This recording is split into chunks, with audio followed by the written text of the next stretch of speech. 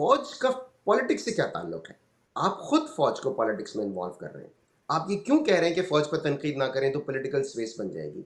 भाई political space और फौज 2 अलग-अलग चीज़ें हैं, आप दोनों को यकजा कर रहे हैं। मुझे एक बात समझ में नहीं आती, आप फौज के मामे हैं, चाचे हैं, आप क्या हैं फौज के? फौज के अपने तर्जुमान हैं और वो कई बार कह चुके हैं कि फौज का सियासत से कोई ताल्लुक नहीं है।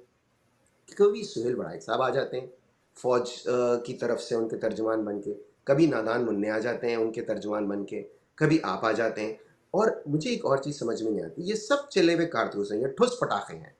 एक और बहुत बड़ा ठुस-पटाखा एजाज़ुल हक साहब, वो अब टीवी पर आ गए, वो बैठ के अब इस तरह की बातें कर रहे हैं।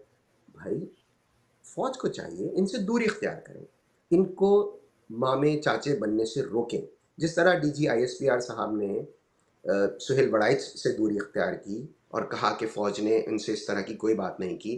फ़ौज ने कभी ये नहीं कहा ठीक। कि पीटीआई माफ़ी माँगे, फ़ौज ने पीटीआई की कोई बात ही नहीं की, फ़ौज ने तनकीद की कोई बात नहीं की। ये आए-रोज़ इस तरह के काम शुरू कर देते हैं कि भाई अगर आप यूँ कर लेंगे, भाई आप हैं कौन? अगर किसी को किसी से मसला है, आपके बकौल इमरान खान को फ़ौज से प्रॉब्लम है और फ़ौज को इमरान खान से प्रॉब्लम है, ये आप कह रहे हैं, ठीक है? तो अगर वो एक-दूसरे पे तनकीद कर रहे हैं, तो भाई आपको क्या तकलीफ़ है?